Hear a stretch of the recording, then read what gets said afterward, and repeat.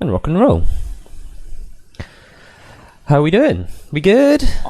I am good, mate. Yeah, Back yourself? again. Yeah, I'm alright, mate. Once I'm again, alright. ill behaviour. Yeah, that's it. Well, I don't know, actually. My stomach's been a bit funny today. Been shitting like a Great Dane. But, Oh, good. you know, Yeah. I thought We, I'd just we, let you know. yeah, no, that's good. We had a Chinese on when did we have that? That was on Saturday, and then we had the leftovers of that yesterday because it was something that Doreen had won for a quiz at work, Right. some voucher for it. So we then ordered enough to last us 2 days, which I was surprised actually did last 2 days. Excellent work. But that could have also had an impact on the movements today. Yeah. Well, it's always a good way to start a Monday with a bit of a clear out, freshen the drawers. Exactly. Oh, Set look, we're yourself up for the live. Oh, week. crap. Oh, hang on. Uh, So, for those listening, welcome to the Down the Local Football Chat. That's what the FC stands for, by the way. I don't This think is I made that football, very not clear. yeah, not no, and it is definitely football chat, not bowel movements or No, toilet or anything like that. no. But if you guys have any No, that's requests Sunday about night bowel talk. movements, then you may need to speak to our dietitians. Yeah, or just ask. I'm happy to share. Yeah, just fire the X-Lax our way. It's all cool. Oh dear. Start off on the right foot as anyways. So, toilet talk. Yeah, there we go. The bathroom break with Neil and Sean. So, yeah. Has been So yeah, DTL FC standing for Football Chat, not Football Club. We do things differently over here. The premise being chatting football over a pint. So we'll dive right in, and we have a question that came in from Matt, who is sadly still off ill from the show. We do not know if he's going to return, when he's going to return, sadly. So we'll crack on and get a crack-a-lacking with that before we move on to the main point of today's show, which is One Season Wonders, is what we wanted to talk about. And already I'm getting freaking errors coming up on here. What's this about? Ooh. God damn it, don't do this to me. You've been fine earlier on this afternoon, and now saying you can start dropping in and out. Okay, we'll play that by ear. So the question being, with everything that's going on at the moment, with the COVID, obviously we have Boris Johnson, our Prime Minister, addressing the nation yesterday, and I believe he's doing another chat tonight, I think, so that's probably why no one's going to tune into us. But he's going through. I think he done his overall yesterday, didn't he? And now he's going through the different stages and what they could look like. Oh, okay, right. Which I think is valid because yeah. Let's be fair. If you're saying to people, this is not really nothing's really going to change. Yeah. We need to still be good. You need to give people a little bit of a carrot at the end of it to say, if you're good, then you'll be allowed to do this. Yeah, because I think that's kind of why. Treat us all like children. Back on the school playground again. But I think that's where, like, Exactly. I don't know, a lot of people have been going wrong is, like, I don't know.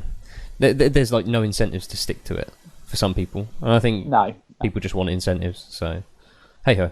Yeah, and people are providing hypotheticals of what could happen and then going and living by that for a short period of time. So yeah, it doesn't work. But exactly, it doesn't work. Yes. But hey-ho. Hopefully people won't be tuning into Boris. They'll just catch up with it on the news later, and they'll all be listening to us. Yeah, and they could just check out all the memes. Yeah, he did it earlier. Oh, okay. Oh, so it's a pre-recorded thing. Okay, maybe it's just the Matt Lucas thing. That's all it is. Have you seen the Matt Lucas thing? It's pretty funny. No. It's his impression of Boris Johnson. It was very good. It tickled me. But anyways, back to the real world. So the question was, with economic, the way this has affected not football but the whole world, how do you see transfers and wages changing the future? Well, football is the whole world for us. Big money signings could become a thing of the past, and we could see more homegrown players in top tier as a result. Neil, answer that one for us.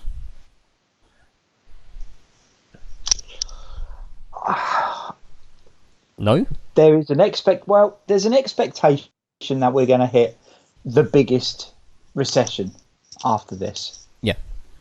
On record. Looking back at history, recessions haven't caused a major change in football No. in the past. I think a lot of the money comes from foreign climes. I don't think there's been a drastic drop in the income to the Saudi royal family and people like that at the moment. Yep. Oil is still being sold, albeit slightly less of it. I don't think it's going to have a major impact on people. No. The precedent has been set for wages. Players, it's been a nightmare just getting clubs to have their players take the wage cut. Yeah. Exactly. In the recent. So they're not suddenly going to start signing contracts on less money. And then you've got the issue of if you go to sign someone and you're offering them less money to try and balance your books, the shout is always going to be, well, why am I being paid less than him? Yeah, I mean, there's certainly going to be an ego thing that comes into this. I mean, that's what I think it was talked about quite a lot when Cristiano Ronaldo joined Real Madrid, was that one of his key things was he wanted to be on more money than Lionel Messi, wasn't it? It was very much an ego thing. So, yep. And I think that's the case with, lots of players, in dressing rooms. I think Wayne Rooney had the same thing when he threatened to go to Manchester City. He wanted to be the highest paid at Manchester United, and because he wanted that kind of status of, of wanting to be being the main man, as you say. So, yeah. So do you think that's... Go on. No. I think transfers will take a hit. I think the financial situation for transfers, will be a reduction. I don't think we'll see the same amount of money being thrown around. Whether that then means clubs reduce what they're expecting for players, or whether we just see a slower transfer market for a short period of time. Yeah. I'm unsure. Yeah, I know. I suppose the question is, are we going to see players being signed for less money? Are we going to see wages come down? I suppose offered wages, should we say? I don't think there's going to be a pay cut and an enforced pay cut across Premier League teams in any shape or form. I think money's still going to continue to be spent. I mean, there was a real interesting debate that someone put on the Facebook about could you consider this being mismanaged? That clubs are overlooking this situation and that they haven't got money in the bank to cover these wages and things like that. But, I suppose then you go back to the whole business side of things where they've got projected earnings, projected, future profit and all this stuff. Because, all football teams now, they run like businesses and they're expected to have these incomes coming in. So they are. But what will be interesting, making this we have another troubleshoot. What will make this interesting on a boring side of things is, from an insurance point of view, pandemic cover is now being something a lot of companies are looking at, and how they can cover costs and things like that. Because if something happens again in the future, are the government going to then bail everyone out, paying for the furloughs and things like that, or are they going to say, well, this has happened in the past, there is insurance now available for it, why haven't you taken it out? It's your own fault. Yeah, as you say, now, go on. Sorry. No, I was going to say, at what point does this kind of affect things on that scale? Where does you say insurance issues start becoming a thing? Is this something that is going to be written into players' contracts, where if a pandemic situation was to come around again, that they receive full pay and that they can't be forced to take a pay cut? Is it something clubs are going to try and put in where you will be enforced onto a pay cut should there be a pandemic or a national emergency of any kind? Yeah, you'll start to see it on Football Manager, won't you? You sign a player and it will have 30% wage reduction if you get relegated, 20% wage reduction if COVID breaks out again. Yeah, I mean, and the latest Football Managers, they've had Brexit in it, haven't they? And they've had to bring in work permits and all this sort of stuff. It's so we're going to get that. The next Football Managers, you're going to get pandemics. Yeah, pandemic cover. You'll have to buy your insurance as well. It'll come out of part of your transfer fund. Can you imagine being halfway through a really good save? I don't know. I suppose it's pretty much like Jurgen Klopp, isn't it? I mean, that's how he's feeling. He's halfway through, or 3/4 of the way through a really good save on Football Manager, and then he's hit with a pandemic. So, I feel for that guy, to be fair. Yeah. Well, there's an announcement on, what are we on today, the 11th? So there's a full announcement on the 18th, isn't there, for the Premier League? Interesting. So yeah, we've got a week to wait, and we've got less than a week. Is this Premier League restart? Bundesliga starts this weekend. Coming 17th, was it? This weekend 16th? or 16th, 17th, I think was when they said they would allow the games to restart. Whether they are starting this weekend, I'm not 100% sure. But that's what the government and the German FA agreed that they could resume. So we shall see what comes out from there. But yeah, Project Restart is, I'm just double checking. Announcement from Boris Johnson has no effect. The Project Restart meeting as of next week. Date of the 18th has been penciled in to resume training for clubs, and then shareholder meetings, and then they'll start to make decisions on what's going to happen next. But they're saying it's going to be a big week of it because the clubs have to come to a unanimous decision on what the end of season looks like. Yeah, and rightly so. I mean, neutral venues are a no-go, I heard. Yeah, I don't think that that's something that can happen. I think, as we pointed out in the last show, I don't understand logistically how that's going to work. No, it makes the process more farcical, so... Yeah, it does, completely. And I think that, once again, the playing games overboard and all that stuff, I mean, that's once again, that's farcical too. I can't see that happening. Crazy. 2:30 kickoff in Germany on Saturday. Excellent. Can't wait. There we go. Foosball. BT Sport. Happy times. Yes. I think they've got the same problem in Germany as well. About crowds gathering outside the home grounds and things like that. What they've said though is security staff that would normally be in the ground is going to be reduced dramatically and will be posted out of the ground to reduce and disperse. So the police that would normally be at the game inside the ground and around and about will be the same. They're just going to position people in different places. So it theoretically shouldn't have much of a difference. How it will work in Germany, as you said, I'm not too sure, because I'm not too sure what the rules they've had in place over their sort of social distancing and everything else. Within the UK, the police, I think one of the things Boris said yesterday is heavier fines for people who flout the rules. Yeah, rightly so. So if football, I agree. So if football then did resume and people were gathering outside the grounds, then they are flouting the rules. Yeah. So they've not. Gone. They saved their money on a ticket, so they can pay the fine instead. Yeah, absolutely. But I mean, it's surely they're going to start upgrading some of these community policemen and stuff like that. I think there was a video going around on social media of a community officer trying to disperse a bunch of people on a common, and he was getting abused by people. I mean, you've got to, I think, start empowering these people to hand out fines and to do things that are ultimately correct, because people doing things like that it's affecting everyone up and down the country, and we're going to be stuck in this shit situation in another 6, 7, 8 months time because people aren't doing what they're being asked to do or what they're being told to do. I mean, it's I mean, I could quite easily jump on my soapbox now and say, look, everyone's made fun of what Boris said yesterday, and there's memes flying out everywhere, there's videos flying out everywhere. People are not taking it serious. The general public are not taking this shit serious. It's that typical fucking thing of because people don't, because they're not paying attention to the facts. We've been told to stay at home. What I'm saying is they're not. Yeah.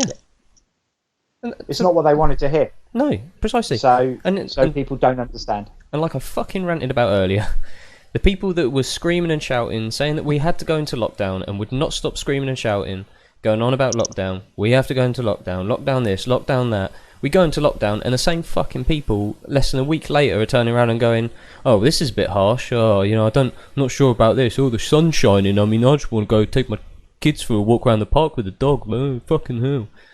Fucking people are morons, man. Honestly, it makes my life hurt. So. And welcome to the show, everyone. We started off on a good foot. It's good I'm not drinking.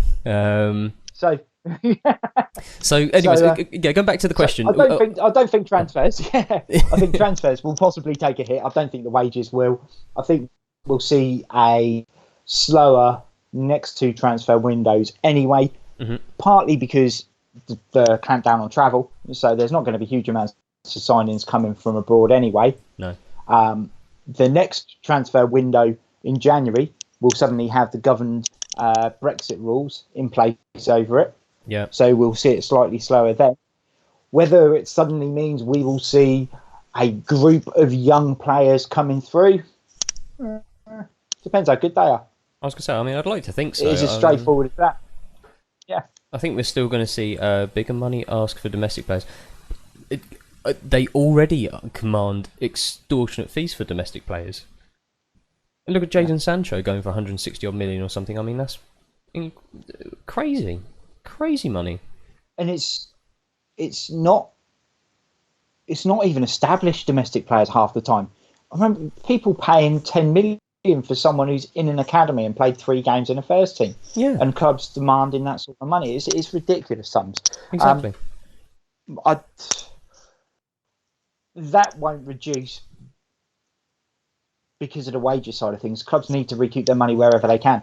Yeah. Training facilities and things like that now, the amount of coaches at clubs, the amount of money that goes into that. If you've had a guy at your club since the age of 10 and they're now 20 and you've trained them up and they are a good player, they're just not quite good enough to get in your team, that money's been invested over that period of time, you're going to want to get something out of it. To let them just go on a free transfer for minimum, you know, it's harsh that it comes across like that, but it's justified. Yeah. I think it's more justified than paying a load of money for a guy who plays in some 2-bit league somewhere with no real experience. Yep. Yeah. Both of them are a risk. At least one of them is a risk where you can see who they've come up against and judge it that way.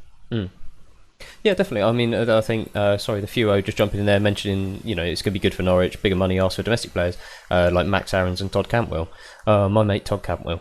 I think that's somewhat of a good shout. I mean, I think that those 2 players are, if Norwich do get relegated, like it looks like they're going to, I mean, they're going to command huge fees purely because they've got Premier League experience, they're young and they're English. So as you say, there's the value of being domestic. There's the value of Premier League experience, proven Premier League experience as well. Because I mean, both of them. They've not had glittering seasons, but you know, I don't think they've looked out of their depth within the Premier League. I don't think Aarons has been as good as what everyone was expecting.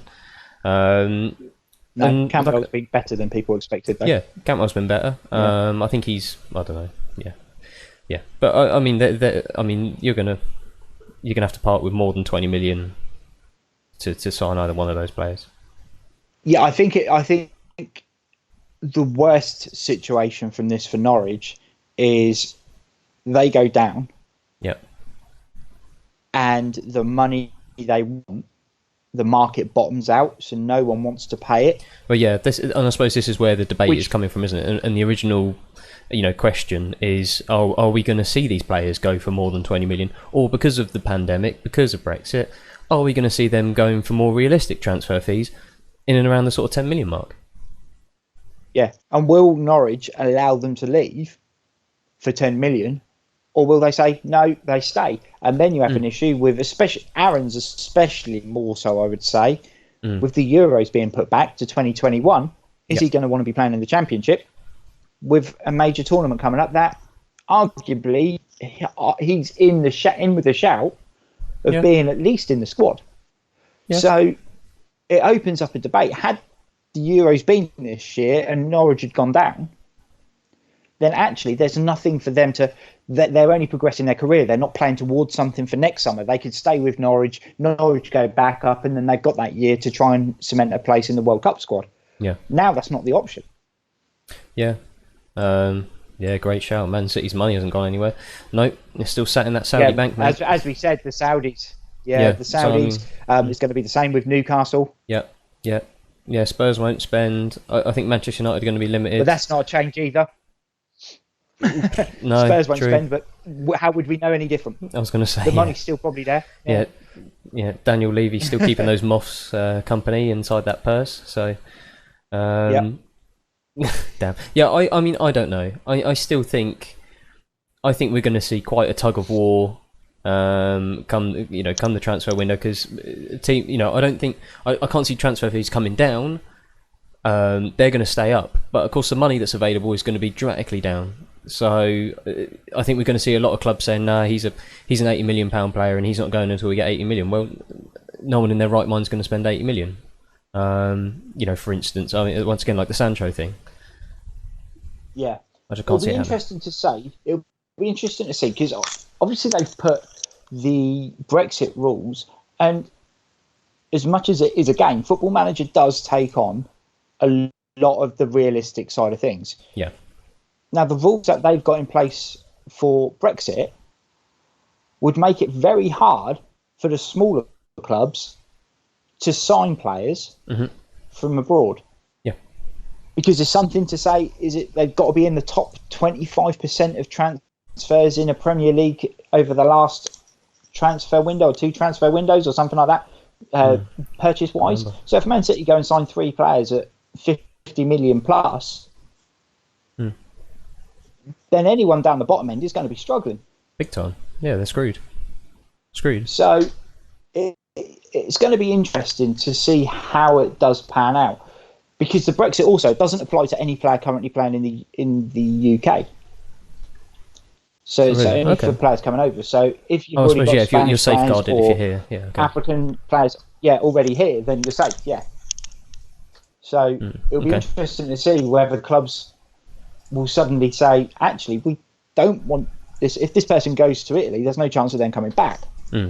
Yeah, true. So how that will have an impact. I was going to say, how are loans going to work in that respect? So if you're safeguarded for being here, if you go out on loan, then is that going to you'd get a piss on that temporary visa, I'd imagine.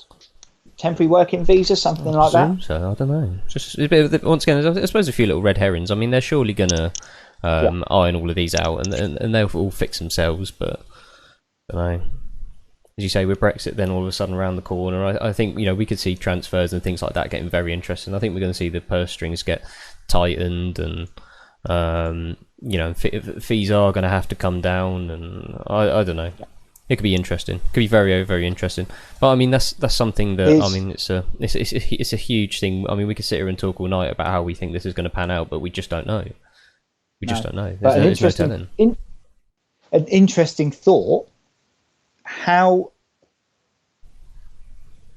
do you think, with Brexit, with the pandemic and everything else, obviously we will be, as a country, in the Premier League, will be cut adrift a little bit. Yeah. Do you think there may be the opportunity for them to scrap the transfer windows and actually have, as they used to, where players are available to move at any point in time up until a deadline at the beginning of March? I mean, all of these things they get put on like a vote, don't they, amongst the clubs? Because I think at one point they were going to vote on the January transfer windows, weren't they? Whether to abolish them. Because obviously they voted to bring it forward, but they voted to bring it forward so that the transfer window ended. Season, wasn't it? Yeah, and they brought it forward so it ended before the season started, didn't it? So they done that year before last, and everyone said what a good move it would be. Was it this year? This season. Yeah. And they said what a good move, and it was a fucking shit show. It was never going to work. And they've already announced that. They've already announced that it will go back. Yeah. What was they thinking changing it? I mean, they expected all the teams in Europe to follow suit, didn't they? And when they didn't, they were left with their on their face. So serves them fucking right for starters. But they thought that they would be the leaders and everyone will follow. And when they didn't, they were left screwed because all of the clubs in Europe were still signing people, and everyone here is going, "Oh no, this has gone wrong." say for instance, Manchester City don't sign a striker, then Real Madrid come in with a huge offer for Sergio Aguero 3 days after the transfer windows, and he wants to go or something, then they'd be fucked. Well and truly fucked. Same with like Tottenham if it was Harry Kane going to Real Madrid. So I mean, that was always going to end in tears. I mean, you can see that one as soon as they started talking about it. It was a fucking daft idea. I mean, and not to mention, you miss out on the comedy gold of times when Oxlade-Chamberlain moved to Liverpool. Because Arsenal got dicked. Didn't they get dicked 4-0 in his last game for Arsenal? Then he rocks up at Liverpool thinking it's going to be all sunshine and rainbows, and then they get dicked. They got beat 4-0 as well, didn't they? He conceded 8 goals and didn't score for 2 different clubs in a week. That was a right tickle. What that hero. Exactly. That was it. I like the Ox. What a boy. That was the. So do I. But that was the icing on the cake for I think a lot of the Arsenal fans. I think Coop took some great joy in that. Oh, I bet he did. I bet he did. Bless him. Do you think players' wages will come down? Categorically, no. Categorically. We're talking about egotistical human beings here. I think what we may see is younger players not getting massive contracts as early as they currently do. I think Brandon Williams is already on 25 or 30 grand a week. I think he signed a new deal. He's played 10 games in the Premier League. That's a ridiculous amount of money. Yeah. Crazy. So, you know, that kind of thing is possibly more likely, unless you are sort of a world beater within days of your 18th birthday, or sort of a Rashford or someone like that. You've made an impact, but you've made an impact on the world scene. Yeah, and it's a case of, if we don't give you this contract, you'll be off. Yeah, then fair enough. Yeah, I think for people like Brandon Williams and those sort of guys, if he didn't sign a contract of 30 grand a week, he's not going to be suddenly jumping ship from Man United. No, I mean, he'd still be there. There'd be clubs sniffing around, but I don't know whether they put something in place a little bit like they've got in Holland, not Holland, Ajax put in place that players get their pay is capped at a certain amount up to a certain age. Right. And they've tried to put in their contracts, all players, when they sign a professional contract, sign a 5-year deal. Okay. Without question. And then there's increment payments on a yearly basis, and they have the performance-based things and things like that, so that you don't have those players desperately trying to leave so quickly. You know, they're bought into the system. And it also gives Ajax more power over what happens to them as well. Yeah, I suppose it's a bit of commitment, isn't it? You know. Yeah. Come from them, but it means they're not going to be losing players on a free transfer after one good season, or because their contract's up, because they signed a 3-year deal. They've just broken into the first team and they go on a free transfer. Yeah. Strange one. Very strange one. But yeah, also very good at letting their good players go when an offer comes in. I don't know, good but letting them go. Stupid amounts of money, yeah. I mean, I think they're very good at letting them go. Yeah, I mean that's no club very few clubs in the world would have turned down 90 odd million for De Ligt and 110 whatever it was for De Jong. Yeah, I mean, I was going to say based on 2 good years in the Dutch league and 1 good year in the Champions League. Yeah, no, I was going to say I mean that's an interesting one. Yeah. Sorry, I'm just trying to get my head around the wording, whether they're good at letting them go or whether they're not good at letting them go. Yeah, because they're kind of good at letting them go when they're supposed to, I think. So they give assurances. Yeah, I mean, I think that's, I think that's a club that listens to the players. I mean, and I think that's what Ajax have done. I mean, that's why all those players have been so successful there, is because I think they've empowered them from a young age. You know, they're brought into the system at Ajax and they've played to the system. I mean, we know Steven, he's talked about the Dutch ethos of football, you know, these sort of things. I think you buy into it over there, and when you do eventually want to move on, I think they understand that these they're still career, you know, they're humans with a career, so to speak. So, you know, they want to go on and do different things. So and they normally have a backup plan. They've normally got someone coming through, or someone who is sort of on the fringes, who's then going to replace that player anyway. So it is almost a conveyor belt to an extent. It's not been quite the same over the last sort of 15 years, I suppose, but no, Dutch football's changed a little bit again. They're not bringing all the guys in from Suriname and from Africa when like they were at one point. Yeah, there is a lot more of the youngsters who have grown up over there, grown up in and around the club, and it shows that so many of the people in the back room there now are Ajax. The whole setup is essentially the '98 World Cup squad. Yeah, it is. Yeah, I mean, you got like Van der Sar is quite happy, isn't Van he? der Sar, Bergkamp, Van Basten's involved. Who else was there? Overmars, Kluivert there. Wouldn't surprise me. Yeah, wouldn't surprise me either. But they're all involved in some way or another. whether they're scouting, whether they're part of a coaching setup with the youth teams.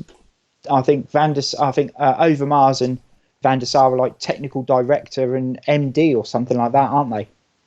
Yeah, no, I know they're both involved in it there somewhere. So Van der Beek and Onana have been told they can go after giving them assurances last season. Once again, fair enough. Yeah. You know, I mean, we see that with players all the time. Alas, Cristiano Ronaldo, Eden Hazard, at their respective clubs, you know, they wanted to move on to other things, and they were asked to give, you know, one more season, then you're allowed. I think it's probably a case, you know, something similar like that there. Yeah, and Onana is old for an Ajax player now. I think he's 24, nearly 25. Yeah, 24. And on a bit. Yeah, I was going to say, he's well past his best when it comes to Ajax. Exactly. Van der Beek was, as I said, he was kind of a fringe player last year. He played sometimes. He came off the bench a lot. He's filled in for De Jong this year. They've readjusted what they do a little bit, and Van der Beek's played a lot. And, you know, he's earned his opportunity to go. Had he not been playing, yes, he could have got assurances, but how many clubs would have been in trying to sign him? He would have been forgotten. Yeah.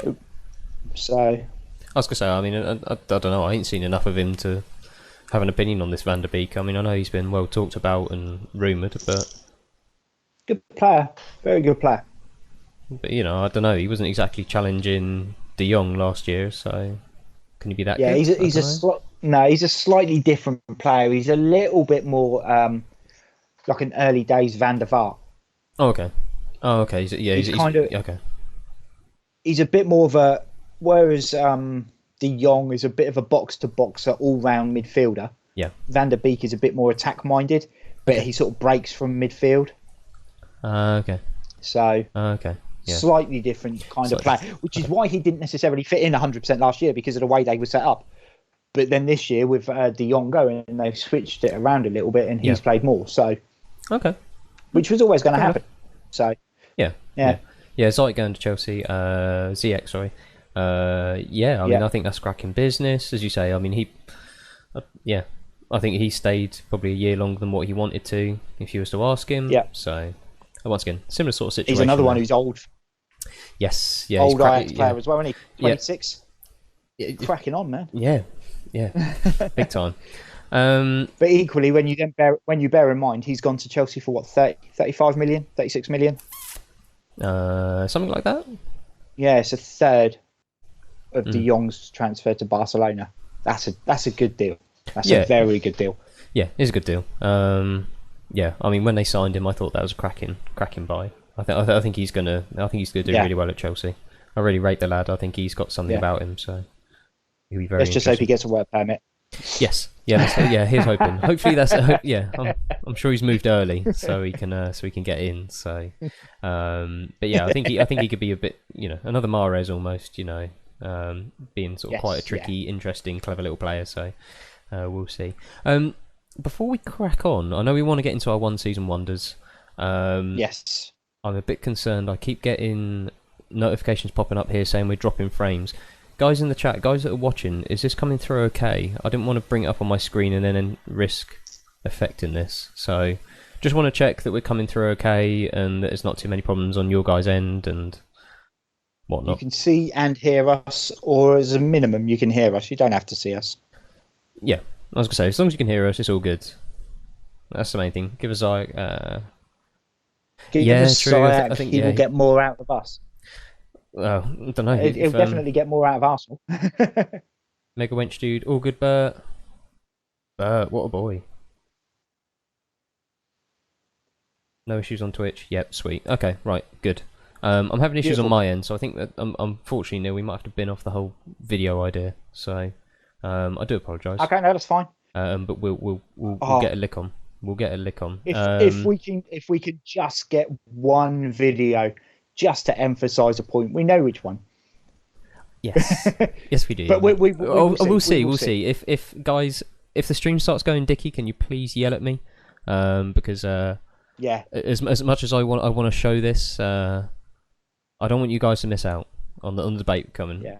I'd much rather you was able to join us with it and get involved in the chat. So for some of the younger guys on who may never have seen this video, It's a thing of beauty. You will have. I mean, I'm sure you will have seen it at some point in your lives. You might not know the guy. I'm sure you won't be able to recall his name, but there is no doubt in you will have seen it. So, quickly, it's almost as good. Arsenal. Cool. Interesting one.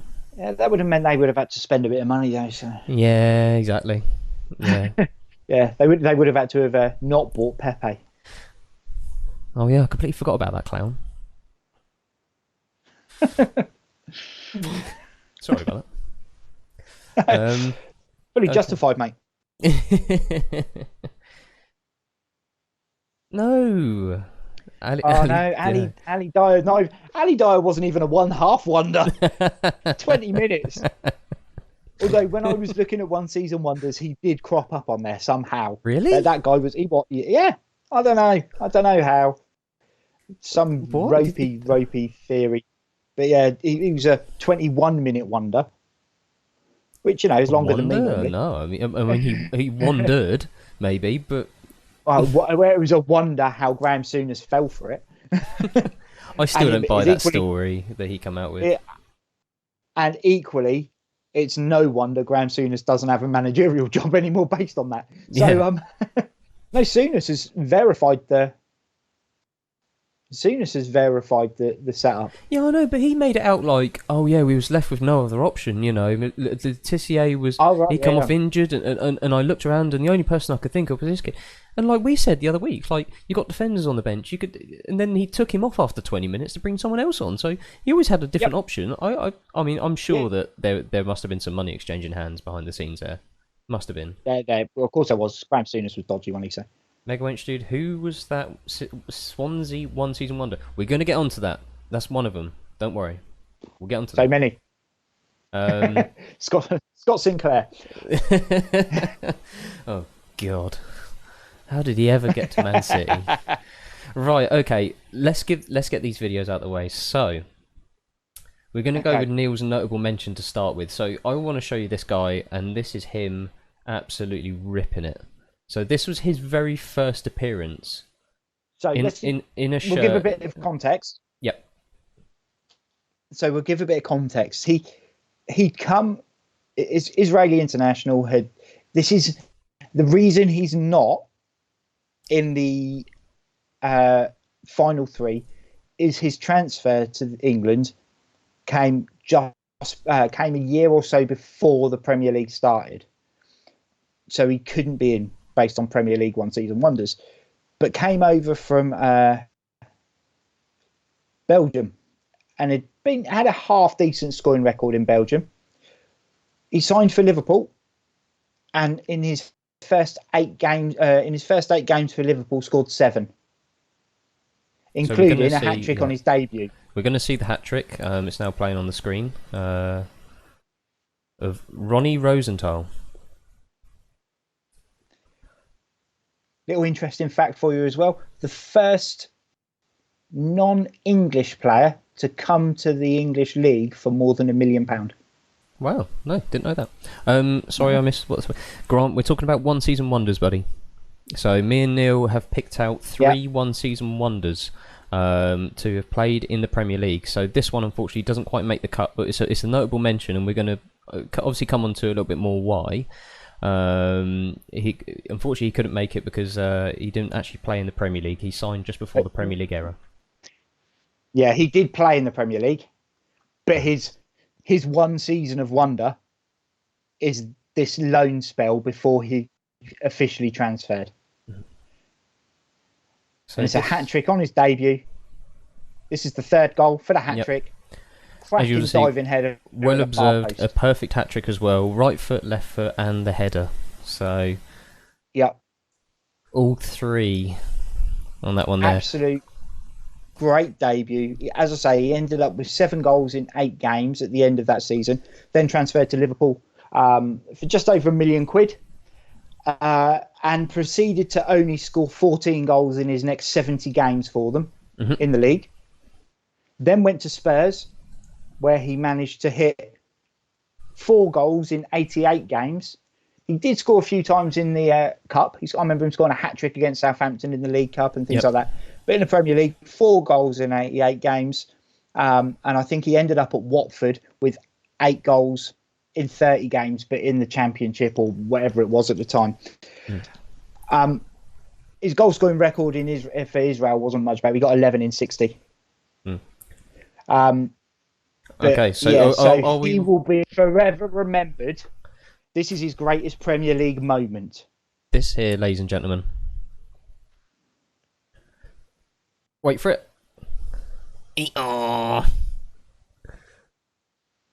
We'll see it back again. Look. How painful's that? How hard is that to watch? God damn. And I can never work out, when they bring up the little thing at the bottom, the Sky Sports, I can never work out whether they got assumptive that he'd scored, put his name up anyway, or whether that's just highlighting that it's him. Honestly, that is... we've seen some bad misses in our time, but that is just incredible. That's to hit the crossbars, it's to phenomenal. Sidestep the goalkeeper.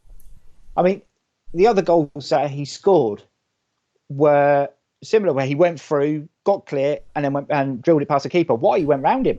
Yeah. He didn't need to go round you. No, exactly. What are you doing? He could have just drilled it. Proper Koulis miss. That's harsh. So that's harsh. Definitely harsh. Yeah, But a good shout on Tunchai. I'll give you that.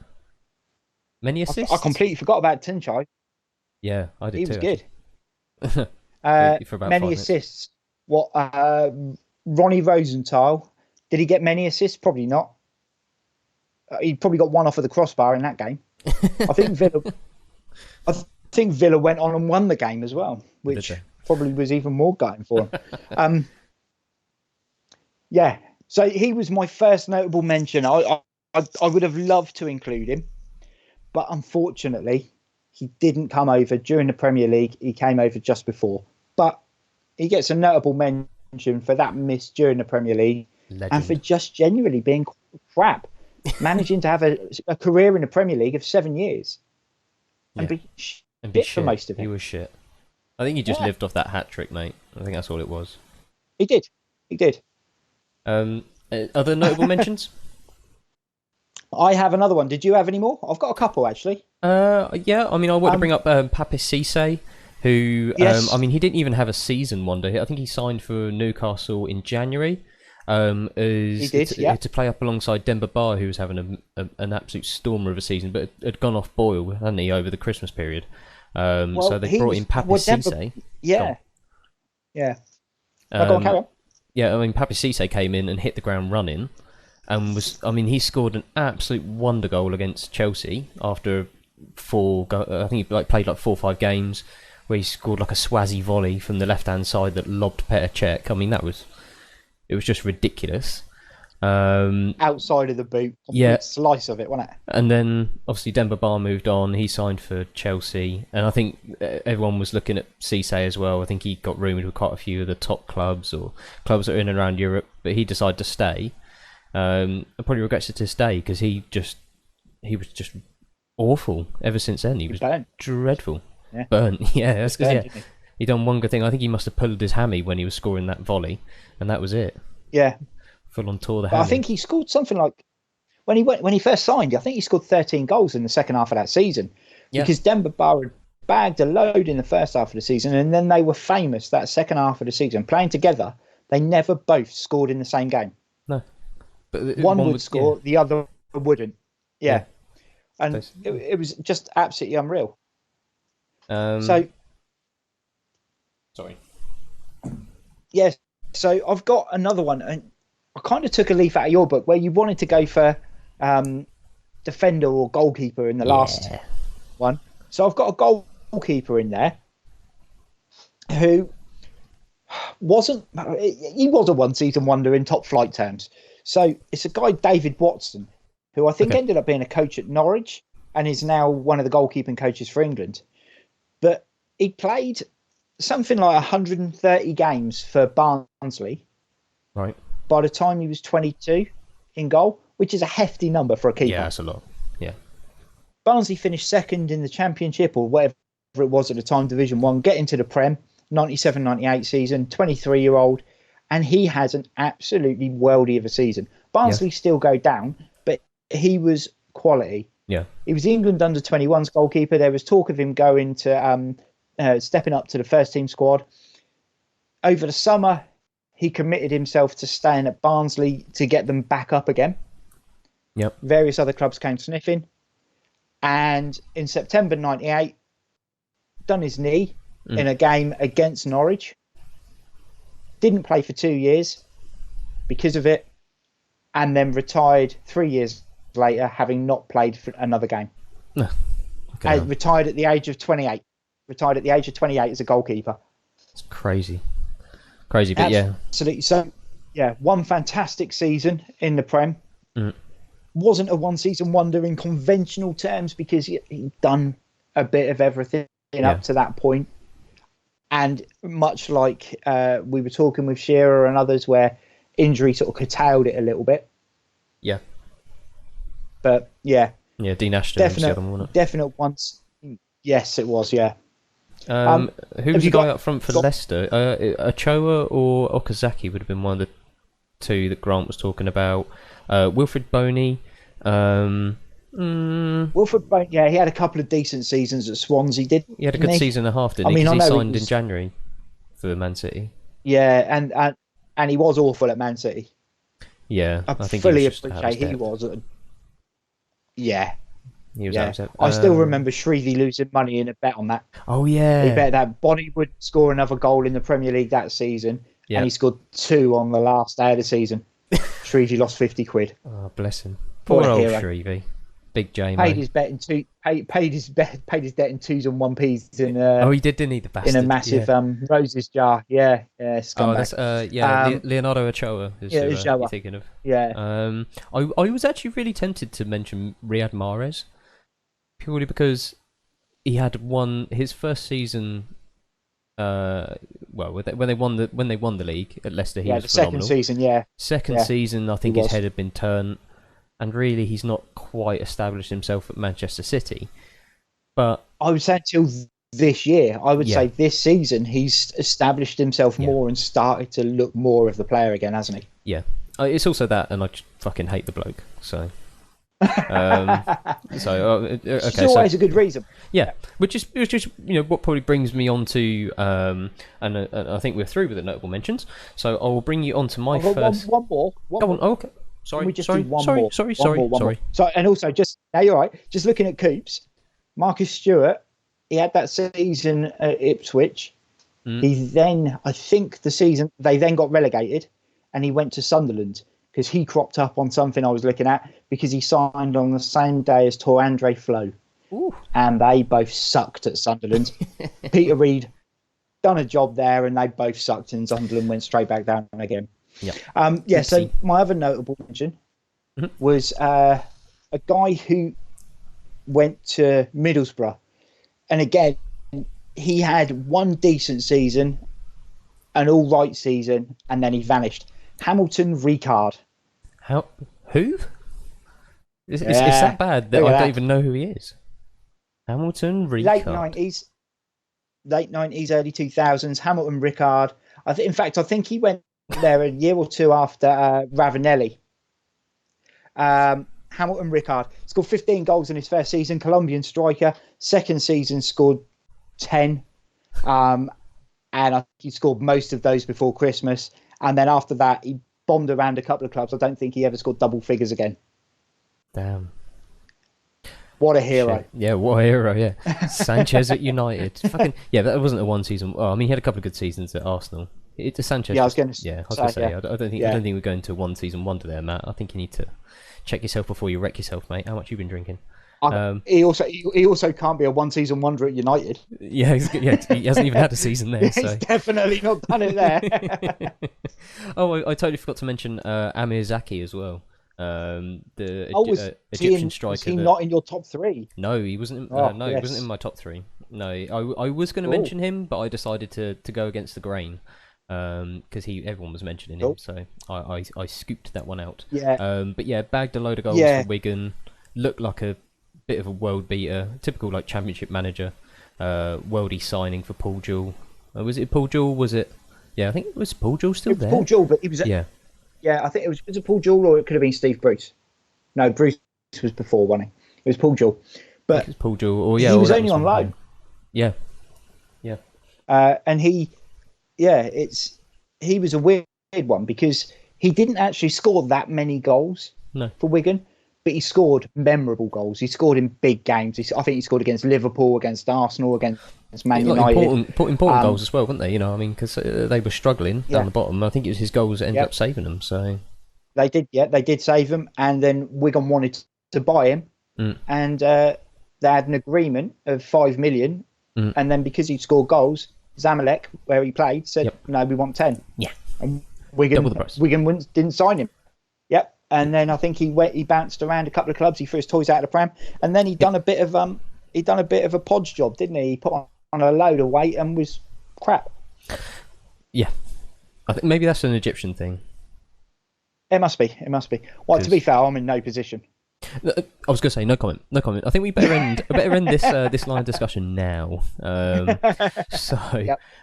Let's move on to our top three. And I mentioned I haven't got a particular liking for Riyad Mahrez, which is going to bring me on to my first pick, which is the self-proclaimed best defender in the world, Dejan Lovren. Had one good season at Southampton alongside Jose Font, looked like becoming an absolute stormer of a centre-back in the Premier League, kind of, doing a Van Dijk before Van Dijk done it, signed for Liverpool and has been cack ever since. Categorically almost lived up to his self-proclaimed best defender in the world. There was a point where he looked like he could make that step. Well, at Southampton, he was quality. He was good at Lyon, and he was quality in that season at Southampton. Yeah, alongside Jose Font, those two you're right. Looked outstanding. And do you know what? There's not many players that have improved alongside Jose Font. No, not many. Oh. So, but I mean, Virgil van Dijk came in to replace him at Southampton, didn't he? From Celtic. Yeah. And obviously has gone on to take the Premier League by storm, much the way that Dejan thought he was going to. Just quickly looking at the chat, can you class Payet as a one-season wonder? No, because he done it for 2 seasons. Yes. He still says he's best. Yeah, but he's a cock. Neil can't neck a pint. Yeah. Steady now, Lewis.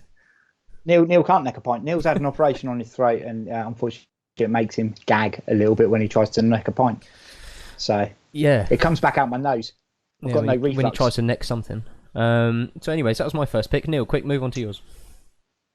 Which order? I haven't gone with an order. You haven't gone with an order in that case. So someone earlier on mentioned Michu. Bullshit. Yep. Michu, although he'd had a half-decent season the year before Swansea signed him at Oviedo, up until that point, he'd been pretty average. Mm. He then went to Swansea, was an absolute god for a year. Mm. End of that season, everyone wanted to sign him.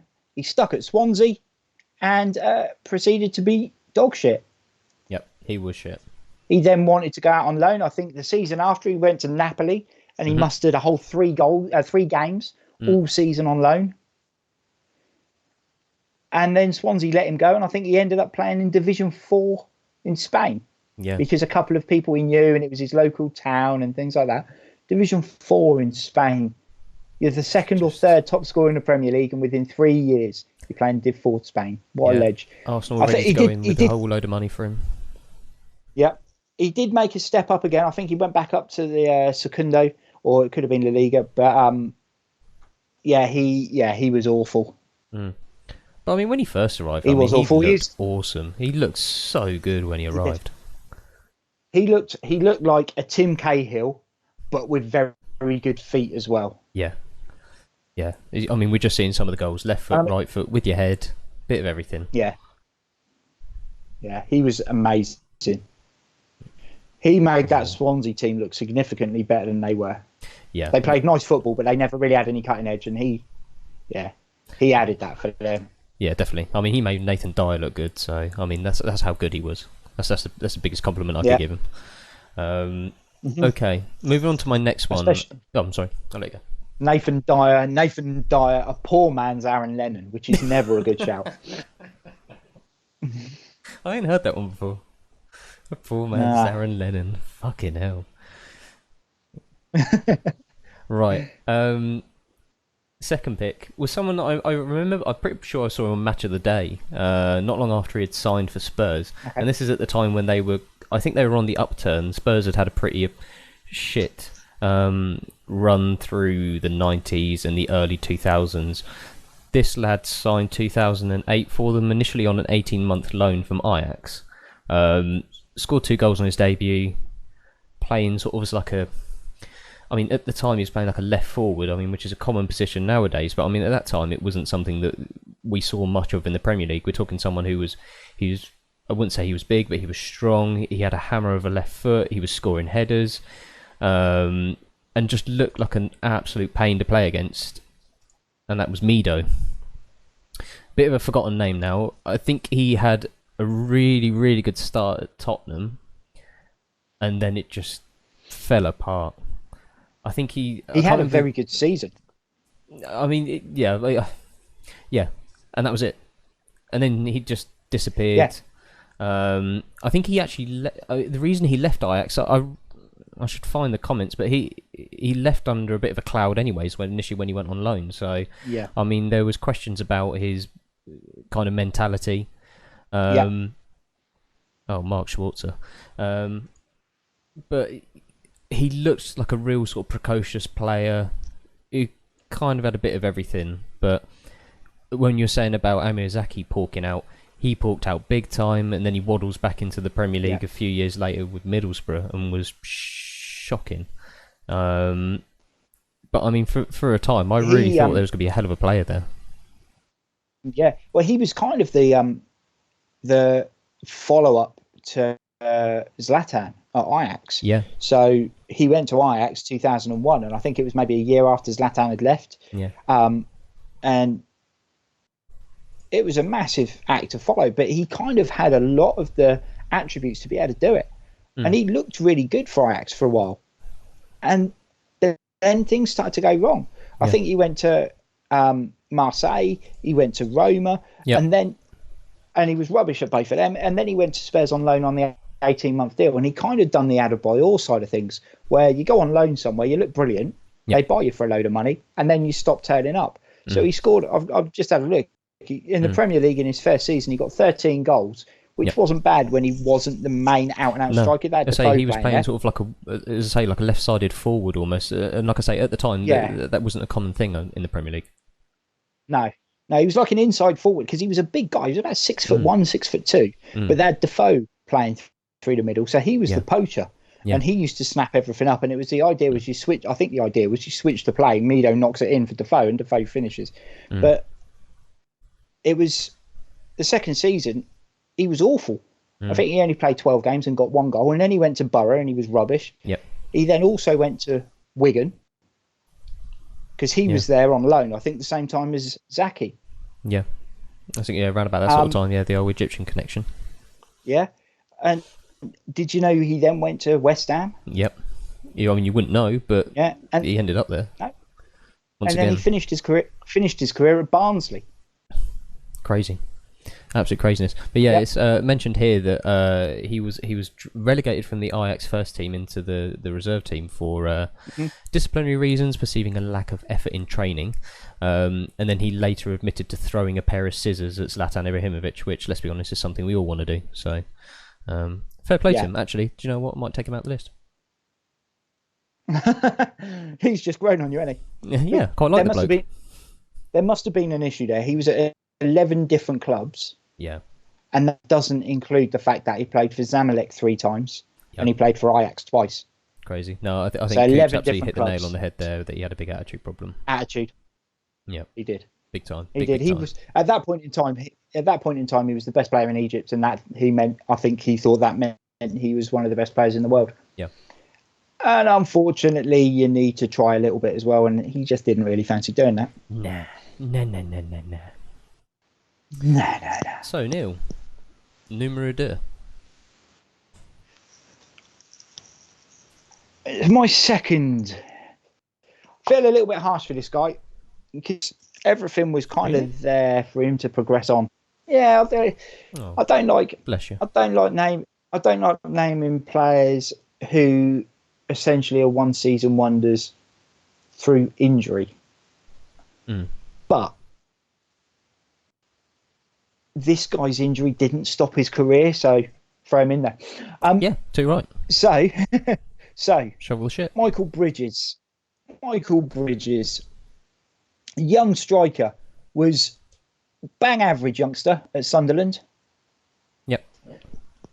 But somehow Leeds, when they were progressing and pushing on and trying to become the next big thing, paid 4 or 5 million quid for him, which was a hell of a lot of money for a guy who not really scored many goals. Yeah, not scored many goals, but they saw something in him. He goes to Leeds in his first season in the Prem. I think he finished second top scorer, got 19 or 20 goals in the Prem that season. Yep. And he looked 19? quality. Yeah. 19 Prem, yep, there you go. And he looked good. He looked very good. And there was talk of how he was going to progress. I mean, you just saw there, he's got Harry Kewell, there was Alan Smith, all of those guys around, Woodgate, Ferdinand. His goals got Leeds into the 2000-2001 Champions League. And then it was all over. Yeah. Snapped his knee and broke it. I think he broke his leg and snapped his knee. Eek. He then, over the next 5 years, scored a grand total of 5 goals. I think his next goal was scored playing for Carlisle in what a wanker. Fuck off, Leeds. yeah, fair. Matt, you've been drinking. Is that based on you spelled wanker wrong? Well, no, but based upon saying Alexis Sanchez had a good season at Manchester United. Oh, right. Okay, cool. Yeah. But yeah, so he, I think one of his next goal was for Carlisle in League One the next time he scored. Yeah, crazy. So his career went properly downhill. I think he only scored something like 15 goals in the rest of his career. It was a proper drop. Yeah. So the injury must have been pretty horrendous, but not bad enough for him to carry on. Yeah. So it makes you wonder whether there's always, when you get something that bad. I think he was only 21 at the time as well, playing for Leeds. He was he'd been signed, but he was one of the youngsters. Yeah. But psychologically, it must have had an impact on him. Yeah, I mean, and that as well. I mean, I suppose if you get an injury when you're that young, if you don't do the right things to heal yourself, then that, you can physically heal, but if you don't do the right things, it will constantly niggle and naggle, and like you said, mentally, it will fuck you up big time. Yes. I mean, both me and you can speak about injuries. We've both had really bad injuries in the times we've played football. And I know for a certain, mentally, it's been, it's ruined my mental health. I mean, completely. I mean, it's the basis of all the negativity in my life. And I'm sure, there's been times where it's really, killed your mental health as well. I mean, I know both of us are big advocates for, mental health within men and to actually talk about these things and not hide behind various different types of pseudos. But it does. It's something that I just don't think can ever go away. When you love football as much as we certainly do, and we loved playing football, and we'd do anything to go back prior to those injuries, that's something that just it just doesn't go away day in, day out. So I mean, that maybe is something that affected Michael, in his playing career, and especially being a goal scorer as well, it's a confidence thing. Yeah, and if you're not prepared to put yourself in somewhere where potentially you could get hurt, you're gonna miss a hell of a lot of chances. Big time. Yeah, because you won't make those runs. You'll be you'll constantly look for space instead of look for that off chance that it's going to come through for you. You won't gamble. You'll play the safe option every time. Yeah, when you're sprinting, you're sprinting at 80%. You're not really pulling those hammies like you would if you was 100% confident. And if you've spent all your life being brought up and trained as a goal scorer, goal poacher, it is very, very hard to adapt your game to do anything different. Yeah. And once that instinct's gone, it's gone. completely. You can't. It's not something you can work on to get back. No. So, but yeah, it's a harsh situation. As I say, I don't like having someone in there, but as Matt pointed out, dirty Leeds. So in he goes. Exactly. One season wonder, Michael Bridges. Graziano Pella, that's a good shout. Although he'd done it for more than a season though, didn't he? At Southampton. He did. Yeah, he done a few. Yeah, he done a couple of years. I'm sure he did. Matt, you read a book, really? I haven't read his book because to me, as soon as I saw Michael Owen on a book in Waterstones, I thought it was a colouring in book, so I didn't pick it up. I wouldn't be able to read that book without in my head picturing his voice, and I'd zone out after the first page. Yeah, I'd just think about all those fantastic quotes that he come out with. You don't score goals, Legends. You won't win games or something, some shit like that. But... Yep. Yes. Okay. Right. You won't win if you don't score. Yes. So my final pick is someone who's remarkably recently signed a new contract at his club. It's something which I'm not incredibly comfortable with, but having said that, he does provide us football fans with a lot of comedy with his grotesque face, and that is, of course, Phil Jones. So I found a clip of him here, absolutely bossing it against his future employers, Manchester United. Now, in this season at Blackburn, he looked phenomenal. He was 19 years old. Edwards. And yeah, rumours next Duncan Edwards, which Bobby Charlton said was the greatest player to ever play for Manchester United. I think, to coin his phrase, you could take the whole team off and leave Duncan out there and we'd still win a game.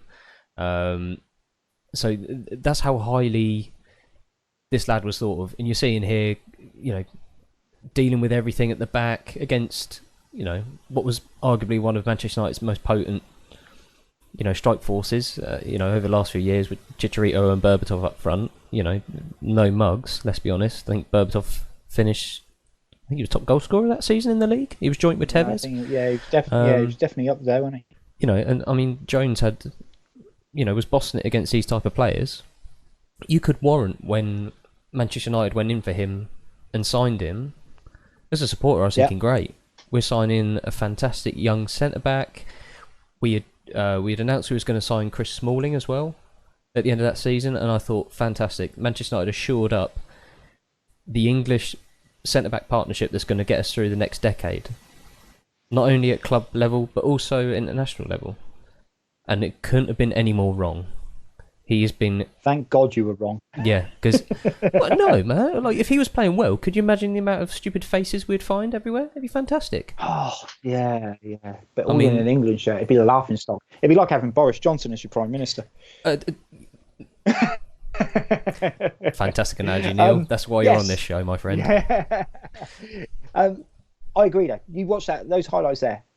And Phil Jones at 19 was built like a tank. Yep. Was quick. Yep. Good in the air, good on the floor. Yep. There was no flaw in his game. As a 19-year-old, he looked like he'd been playing in the Prem for 5, 6, 7 years, like he was coming towards his peak, if not already in it. Yep. And the problem is, at 19 years old, it looks like he may have been in his peak. I think he peaked, yeah. He's played well. I think he wasn't helped early doors at Man United, playing right back, playing centre midfield, various different positions, and he never really had the opportunity to cement himself at centre back. Yeah, but he's had so many stupid injuries. Yeah, he's the sort of guy. I mean, he looks like the sort of guy you'd drop the jar of mayo on his foot and be out for the season, don't he? He looks a little bit. I don't know, Keystone Cops, and he's just thick as arseholes, I think. Yeah. But it's also probably a guy who stopped trying at school based on the fact that he was going to be a footballer. Yeah, basically, yeah.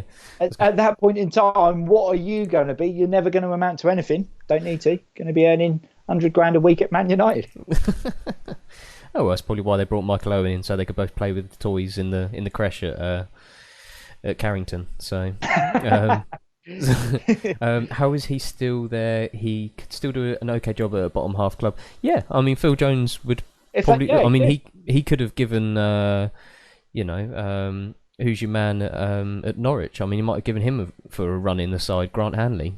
He might have, maybe challenged him. Yeah. But that's about it. I don't know, but apparently he signed a new contract recently. I saw a picture of him with Ollie signing a contract. So I don't know. The few owed, I don't know. I don't know. No. My life hurts. That was lockdown. That was lockdown teaching, mate. That was Ollie teaching him English. Oh, that's what it was. It was an English lesson. Yeah, we need to get. He was teaching him how to write his name. Writing his name. I need to find this. Not signing anything. Not signing anything. Just writing his name. Yeah. That's he could do an okay job at a bottom half club if they want to go down. Because he won't play because he'll be crocked. Yeah. All he'll do is bankrupt a team. I don't know. Because they'll have to pay him. They'll pay him some stupid amount of money, and he'll barely kick a ball. Yeah, I mean he's got to be on some crazy money at Manchester United. Well, if he signed a new contract, as from what we were saying earlier, I can't imagine he's on drastically reduced sums of money than what he was on. No, he signed a contract on the 18th of February, so over a year ago. Jesus, just before No, yeah, 18th of February, 18th of February 2019. Okay. It doesn't mention anything about wages, interestingly. I just want to get a real good look at that contract. I want to see if it's a colour and in book or not. Does it say for how long? Till 2023. Oh my good God, they gave him a 4-year deal. Based on what? Do you reckon he turned up with his agent just with that video you showed a minute ago for his game for Blackburn against Man United? Look what I've done years ago. Yeah. I still got it against you again, you know. Yeah. Oh God, I've still got it in my locker. Jesus. Can you imagine turning up to work for 5 years and not actually doing anything? I don't know. I mean, there's a lot of Premier League goalkeepers who have done that. I was at Aviva for 11 years, Dan. I smashed it, mate. That's a nice little jab in the ribs there, Neil. Yeah. I can imagine doing it. I've doubled that. Oh, didn't get paid anywhere near the same amount of money, but I doubled it. Right. Anyways, less of Phil Jones, unless we want to see his grotesque face. Here's what picture of him covered in shit there. Neil, your final pick. My final pick, the legend that is Michael Ricketts.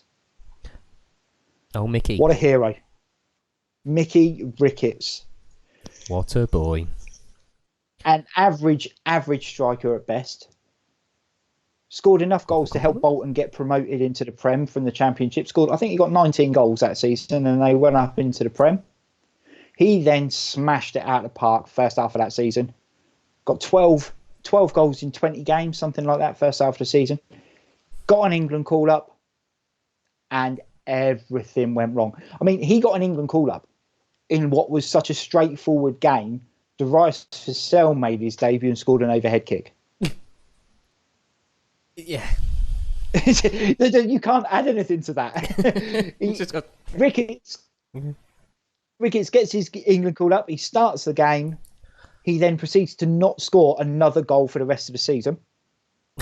For some godforsaken reason, Middlesbrough then pay a load of money for him. And he goes there and barely scores. And then his career, I mean, if going to Middlesbrough isn't enough of a downward turn, he then drops further and further. He then drops further and further down the leagues. And the guy just crashes and burns. I saw, when I was doing a little bit of research into this, I saw a picture of him. Homeless, mate. Yeah. Sure he's homeless. Yeah. I saw something and he didn't look good. No. And it makes you wonder where it goes wrong. Because everything is suddenly put at your feet. And I completely understand that, sometimes these things get to people's heads and they go over the top with it. Yeah. And maybe they party a little bit too much and things like that. But to then go from the point of being, I think he was second in the Premier League top scorers list at Christmas. I think he made his debut. It must have been in maybe the January for England, January or Feb. Yeah. And then to not score again. not not even look like you're going to score. No. I was going to say, if you're in that much of a run of form, you'd expect 1 or 2 goals to go in. Just Don't something. Keep the form up. Anything. Bag a couple, but just absolutely nothing. You're right. Borough have signed some donkeys. I think they signed Chris Riggott around the same time, and he was awful as well. Jason and Malcolm Christie. Malcolm Christie. There's some hideous players that have gone there. But I think Michael Ricketts takes a biscuit because he was on a massive downward spiral. Looks like he takes a biscuit. Oh, the whole barrel, mate. He was on a massive downward spiral when Borough signed him. It was a guy who didn't really have much, suddenly got some, and then proved he had nothing. Just beggars belief. He goes into that category of how on earth you got an England cap. Yeah. How did you do it? Crazy. I mean, Jay Bothroyd was more worthy of the England cap that he got. Yeah. Yeah, exactly. And he hardly earned that. Christ. Jay Bothroyd. At least he worked hard to try and redeem a career and build it again. Michael Ricketts just done his best to pan his off. Yeah. He did. He just fucked it. As you say, I mean, I don't know what happened, but Ali Adier is the GOAT. Grant, have you been drinking? You've been drinking the same stuff as Matt. I don't think he means the greatest of all time. I think he just means Ali Adier is a GOAT. No, I don't know. I wouldn't put that past Grant. You little sneak. Is there anyone we could have missed? Is there? I mean, there's a few that popped up on the chat. Anyone we could have missed on the chat, guys? Anyone that you can think of? Any other absolute worldies when they first arrived and then just fell off the face of the earth? I mean, could you put Ricky Lambert in there?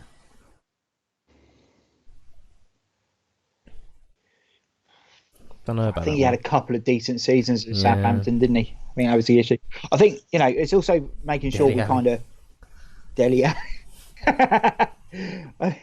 Either Dele Alli or Dele Adebola. Yeah, one or the other. I think part of the problem, and again, so we had the discussion around how we're picking this. Yeah. And there was a lot of people who had a fantastic season in the Prem. Mm. Would they be a one-season wonder? And I think, you look at people like Ravanelli and guys like that, who was incredible the 1 year he was in the Prem. He then came back and he was at Derby, and he had an all right season for a Derby team that were unbelievably bad. Yeah. But because he was good at Juve and Marseille and all the other clubs he played for, it's kind of harsh to then say he's a one-season wonder, because it's not like he's just picked it up and done it once. I was going to say, He's done it consistently over a career. It just happens that he played in the Premier League for 1 year. Yeah. I was going to say, I mean, even in the Premier League, I mean, he wasn't that bad, I think he helped get the best out of Juninho and other players around him, so... And he top scored that season. I think, as I said the other day, I think he scored 30-odd goals in that 1 year. Admittedly, he got a lot of them in the Cups, but then Borough got to both Cup finals, and he played in all of those games, which you wouldn't see nowadays. Your main striker won't play in the FA Cup or the League Cup until the later rounds, but he was playing in all of the games. Yeah. So literally everything. I mean, he had something. Hats off to the guy. Yeah. And a desire. But Yuri Zhirkov, could it be? Yuri Zhirkov, I wouldn't even say he was a one-season wonder. He went to Chelsea for a load of money and then was crap. Yeah, as I say, I think he was knocking up Abramovich's daughter or something, so he got his move. Bless him. There was a lot though, wasn't there? When Abramovich first went there, that they signed. So you had Alexei Smirtin. Yep. You had Yuri Yinisic, something like that. They bought, and he never played a game. Oh yeah, Yuri Yinisic. Yeah.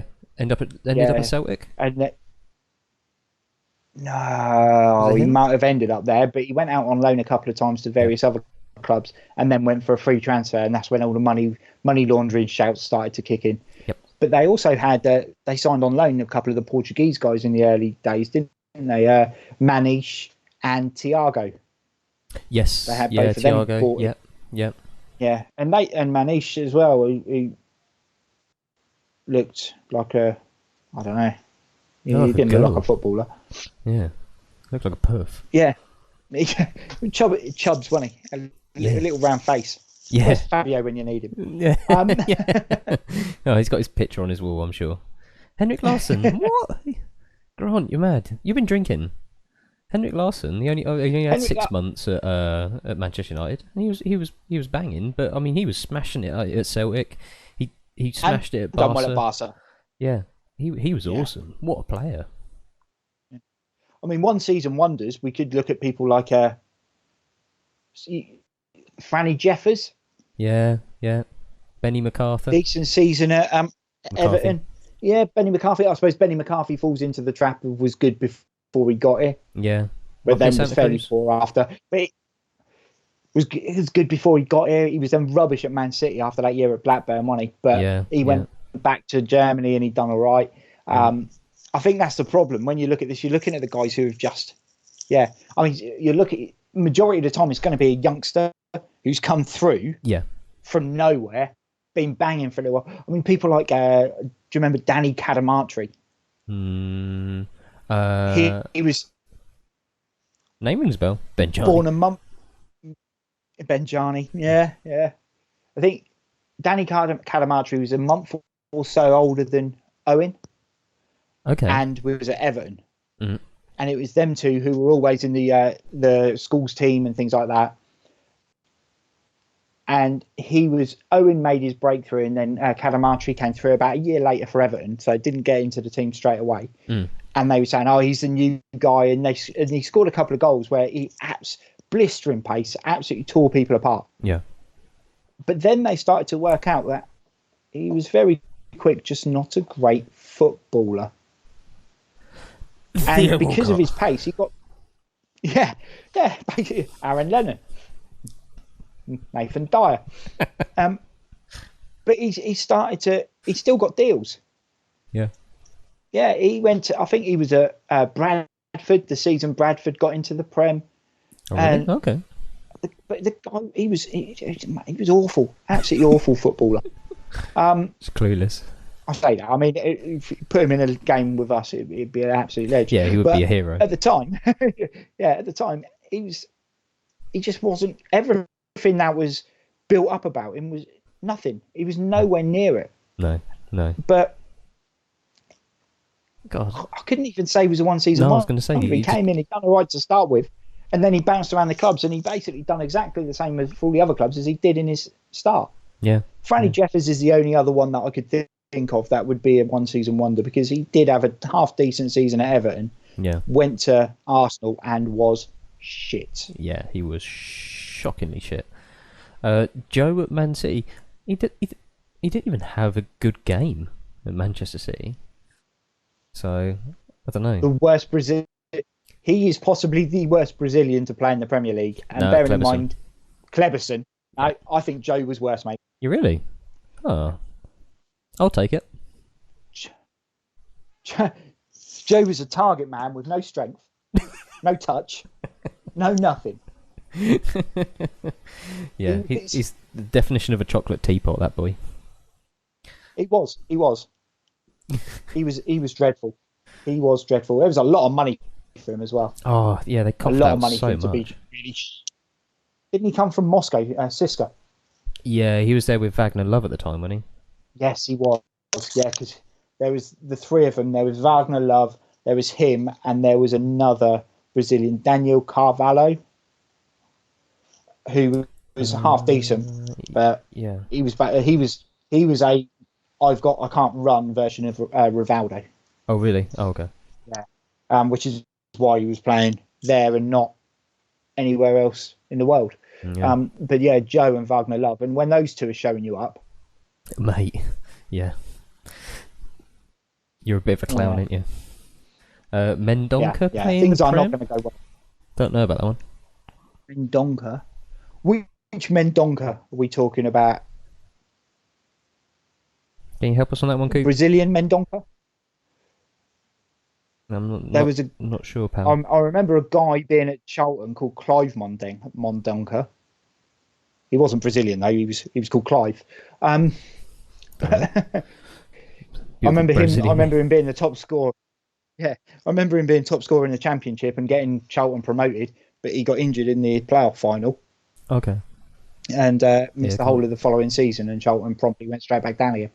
Yeah, sorry, Coop, pass on that one, champ. Yeah, I mean, Nikica Jelavic was one that popped into my head the other day. Yeah. Because, I mean, he arrived, obviously, from Rangers to Everton, hit the ground running. I think he arrived in January as well, another January signing. Arrived, hit the ground running, scored a few goals, sort of tailed off towards the end of the season. And then the second season, I think people thought he'd really hit his stride, and he was shite. He was absolute shit. Then went on, I think he went off to, Clive from Charlton. Okay, that Mendonca. So no, unfortunately, he missed the whole of the season in the Prem. He was fantastic the year they came up, but got injured in the playoff final and missed the whole of the season, I think. Oh, shit. That's when I'm sure they signed someone like Jonathan Johansson or someone like that instead. Oh, really? Okay. And he was bang average. Damn. Okay, chat. Anyone else? I don't think we missed anyone, Neil. I think we've gone over everyone that we've mentioned. I mean, there's a hell of a lot. I mean, there's so many, players that I don't know arrive and just kind of. I'm going to throw in a really controversial one. Ooh. And go with half-season wonder. Andre Arshavin. When he first signed for Arsenal, he was unreal in that January. He was like, and he never. No, for that first half of the season, I remember in the four goals he got against Liverpool in the one game. Yeah. He looked really good, and it looked like the transition from the Russian league to the Prem was going to be really good. Yeah, and everyone was talking, "Oh, this guy is going to be like one of the best players in Europe." Yeah. And he just did not deliver again. I think it says a lot when he was essentially the complete opposite of Alexander Hleb. Yeah. When he first signed for Arsenal, he looked awful. Yep. He then had pre-season with them, and he bulked up a little bit, and then he started to turn it on, and he was good for a good few years. Whereas Arshavin turned up, looked ready to go, had pre-season, and went, got found out, really. I think he's just one of them players. He just got found out, and people learned if you just boot him up in the air, he's not interested. So, Grant has mentioned Alan Smith. Alan Smith was phenomenal at Leeds, and then he went to Manchester United and I think he had a couple of really good seasons at Manchester United, notably ripping Roma apart in the Champions League. Didn't he, up front? But then we were talking about the other day. Actually, I mean, Ferguson fucked him up and dropped him into midfield, which just ruined the rest of his career. Yeah, and then Paul Scholes passed the ball to him too hard. Yeah, broke his ankle, didn't he? Yeah. And then didn't he break his ankle? Did John Arisa break it as well? Then later on, when he was in John Arisa took a free kick and he was in the wall and it broke his ankle. Am I thinking of someone else? For some reason, Alan Smith pops it could have been him again. Might have been. Yeah, it could have been him again. Yeah, Arshavin was awesome to watch. Well, I mean, when he first came in, they were showing loads of his goals in the Russian league, and there was one where he, we say Lionel Messi-esque, he skipped past a load of players and just scooped it over the goalkeeper from a ridiculously tight angle. And that was just a hell of a goal. But in the Champions League and the Europa League the season before he went to Arsenal, he was that good that Pavel Pobregniak made a career out of it. Yeah. Because it was them two up front. Pobregniak went to Stuttgart, then to Fulham, and then Reading gave him a stupid amount of money for him to come and not really play for us. Yeah, exactly. Arshavin was an unreal player who just did not deliver. No, as much as he should have. Unreal when he first signed. There was huge high expectations on him, and it just didn't quite work out, unfortunately. Yeah. No. Okay, right. I think we've covered all bases on this, Neil. So I think we've done that. Yeah, we have. Yeah, pat on the back for us. Good job, guys. Good job. Bloody good job, and good job in the chat as well. I mean, you come out with some really cool ones. So yeah, huge props to you. Give yourselves a little pit patter, a little round of applause, just a little one, not too loud. Save yourself for Thursday. Just get those hands and palms warmed up just nicely, just a little bit, just ready for Thursday. Do we know what we're doing Thursday? No, this is going to be my next thing. Yeah, we haven't really. I mean, I know you've got lots of stuff lined up, but has anyone in the chat got any ideas? especially Sanchez. Should we just do a whole thing about Sanchez on Thursday? Let's not. No, let's not. We could analyse his whole time at Manchester United in 5 minutes. Oh, hang on, that's 5 minutes too much. Ha ha ha. Fanar. No, I mean, what are you saying, Neil? I mean, I think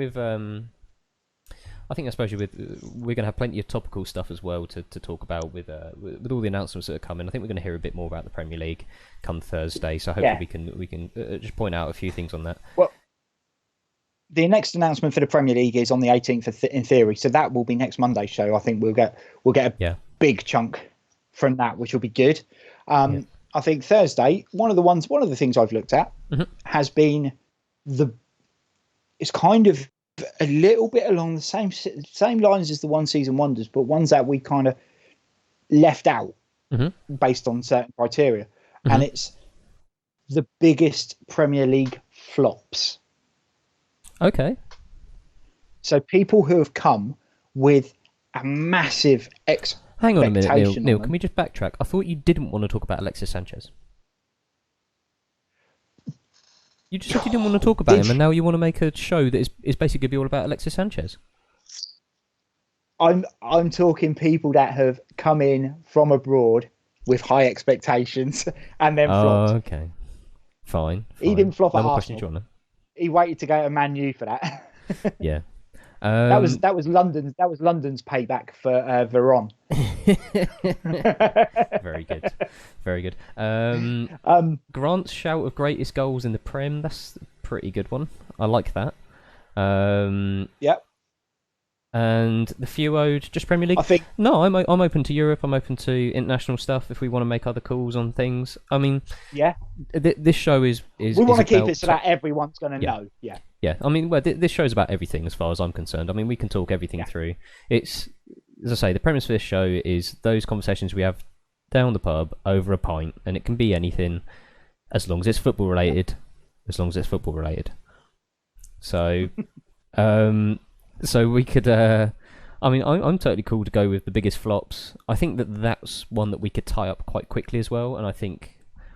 Certainly, the guys that are watching this, you're going to have lots of opinions on that, so I'm game with that. Yeah. And then the goals one, I like the goals one. The goals one works as well because depending on what the outcome, that's something that gives us a bit of time to sort of prep. And to be fair, that could go to a vote. We could get, if you guys are in on the chat, that can go to a big, we can pick ours, but you can equally see the videos and you can pick yours. Yep. Treat it like match of the day, goal of the month, goal of the season. I was going to say, we can't really do goal of the month at the minute, but... We could do goal of the decade, though, because we could pull out... Could do goal of the decade. The best goal from the 90s, the best goal from the noughties, and the best goal... And then you could have a playoff. Naughty. Oh. Yeah. Very naughty. Oh. Loving that. Fucking hell, Neil, you're inspired tonight, my friend. Inspired. I know. I have had a day of nothing, mate. You have, mate. Tony Yeboah. There you go. Hands down. That I think that if that isn't in the top three... This is where we maybe need to put it to a vote. That's true. He scored some. The one against Wimbledon bangers. or the one against Liverpool. There was two in 2 weeks, wasn't there? When can we talk cricket? Go cricket. There we go. Oh, cricket. Whoa, like that is. Whoa. There we go. Is that enough for you, Coop? Never. Give you a sticky wicket. Yeah. If there's grass on the wicket, it's time to play cricket. Okay. I think let's roll with biggest flops. Yep. Once again, clean flops. Not those kind of flops. You're on the wrong website. Unless it's a player called Jiminy Cricket. Very good. Smart. Smart as a razor. Jiminy Cricket. Biggest flops, because I mean, there's loads. There is a lot, isn't there? Hell of a lot. There are, and it's open to interpretation as well. Yeah, big time. Because I mean, I mean, there's going to be players that I think lots of, that have flopped at Manchester United, and that I think looking back probably hasn't. I mean, like Berbatov at Manchester United, everyone said he flopped, but he finished joint top goal scorer in his second season. The first season, second season. Second season, he was outstanding. And even people like, I mean, Shevchenko did not deliver at Chelsea in any way the way he had at Milan, but he was playing as a left winger. Yeah. He wasn't playing up front, was he? They played him out wide the whole time, and he picked up 11 goals. He was done anyway by that point in time. His career was pretty much spangled. Going the wrong way. Yeah. Yeah, it was just basically Abramovich had wanted him so long, so when the opportunity came up, he bought it. He sold a lot of T-shirts, didn't he? He did sell a lot of T-shirts, and he did score. He got into double figures from an unfamiliar position. Yeah. So I think there are bigger flops. Yeah, no, I'd agree. Yeah. Okay, so chat, guys watching Thursday, 7:30, back here again, twitch.tv/Sean himself is where you'll find it. You've got all the socials down there. You can follow us on Facebook if you haven't already. If you're watching this for the first time, above my balding head there is a little heart column which is follow. If you hit the follow button, you'll get an email when we go live, so that will just be a little prompt for you. If not, check the socials. I've spent all weekend getting the YouTube up and ready with our videos, so if you want to see some of the old stuff that we've been doing leading up to this, go over there and check that out. But Thursday 7:30, we will talk about the biggest flops to have come to the Premier League. Neil, let's wrap this up. A final word from you, my friend. Pleasure as always, mate. It's nice to have. I like a one-season wonder. It's like a Sunday league. Yeah. Someone rocks up, plays really well. You base your whole next season on them, and then they bugger off. Or you find out they're a student and they've just finished. I thought you was about to say, and his name is Sean Higgins. No, you're still there, mate. Of sorts. Kinda. Of sorts. Kinda. Technically, I'm not. Apart from a clerical error. Yeah, apart from a clerical error where I've actually signed for someone else, I am technically so currently you're unattached because the season's been done, so... I'm unattached. Oh wow, shit! Lonely out here in the wilderness. It is. Damn. You're having those panics about when your next contract's going to come and all that sort of thing, mate. Yeah, I feel it. Guys, thanks so much for tuning in. Once again, hit us up on the socials. We will be back on Thursday to discuss the top Premier League flops.